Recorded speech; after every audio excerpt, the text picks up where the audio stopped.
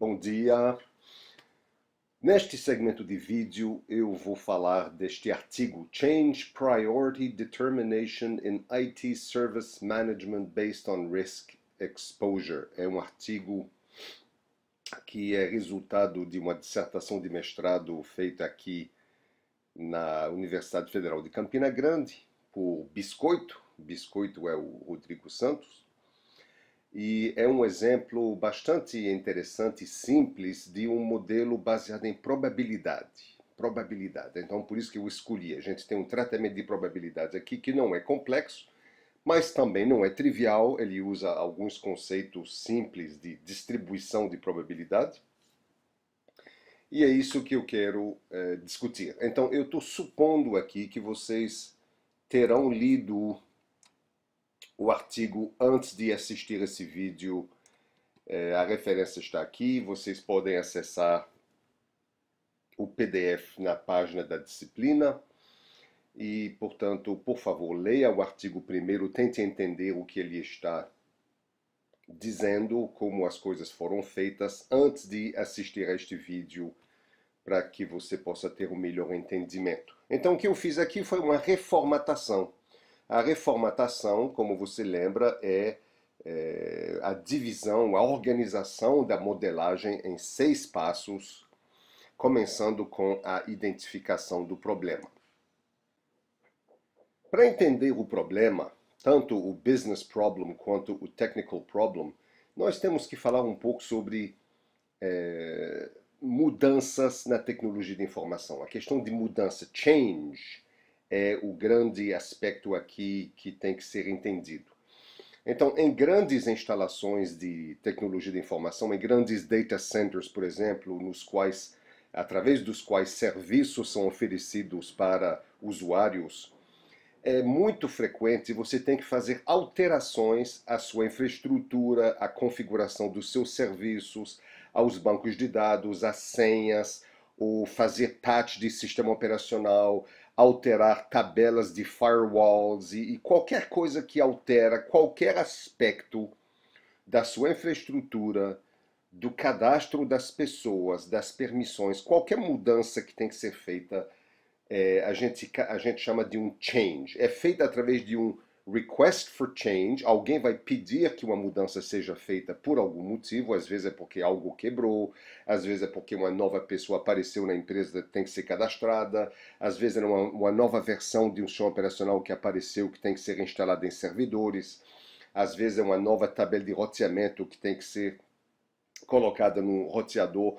Enfim, a gente tem alterações que são feitas por algum motivo, elas são feitas através de um pedido de mudança, um request for change, e organizar, gerenciar essas mudanças é extremamente importante, porque há indicações que já foram publicadas de que 80% dos problemas de tecnologia de informação são devidos a mudanças mal realizadas. Por exemplo, você altera a senha de um banco de dados, por exemplo, e você não alterou na aplicação, e a aplicação agora está com a senha errada e não consegue mais acessar o banco de dados porque alguém alterou uma senha em algum lugar. Então, a mudança mal realizada, ela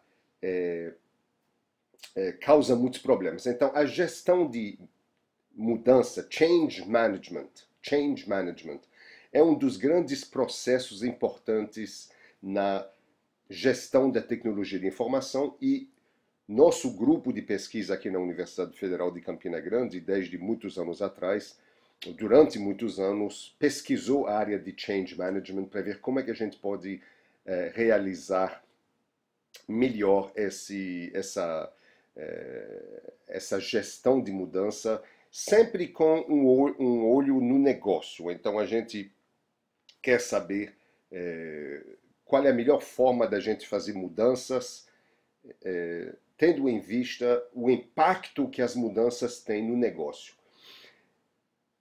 As mudanças têm um impacto no negócio porque, às vezes, para fazer uma alteração, você é obrigado a desligar um serviço que não está mais disponível, ou às vezes até que você realize uma mudança, você tem uma vulnerabilidade no seu sistema. Imagine, por exemplo, um patch de segurança que você tem que fazer a um sistema operacional. Até que você faça a mudança para fechar o problema de segurança, você tem uma vulnerabilidade e isso pode impactar o negócio. Então, dentro de Change Management existem várias atividades que têm que ser realizadas. Por exemplo, priorização de mudanças e, por exemplo, scheduling de mudanças, que são duas atividades completamente separadas. E neste artigo aqui a gente fala de priorização. Priorização é uma atividade que é feita logo no início, quando você tem potencialmente centenas de mudanças que devem ser feitas. E quando eu digo centenas de mudanças, eu não estou brincando, a gente trabalhou com um cliente, um banco que era cliente da Hewlett Packard e que tinha que realizar cerca de 300 mudanças aos seus serviços todo fim de semana. Então, quando você tem um volume muito grande de mudanças, você se pergunta quais eu devo fazer primeiro. Então, uma das primeiras atividades a ser feita é a priorização. A priorização é diferente de scheduling, porque a priorização não depende dos recursos que você tem. Se você tem gente ou não tem gente disponível, é uma questão de scheduling, mas a priorização para saber quais são as mudanças de alta prioridade, quais são as mudanças de média prioridade ou de baixa prioridade, é uma das primeiras atividades a fazer, é uma atividade de classificação das mudanças. E depois tem o scheduling, que é feito obviamente com normalmente, né, as mudanças mais prioritárias são feitas primeiro, mas o scheduling vai depender de quantas pessoas você tem para fazer as mudanças, vai depender dos recursos que você tem à disposição.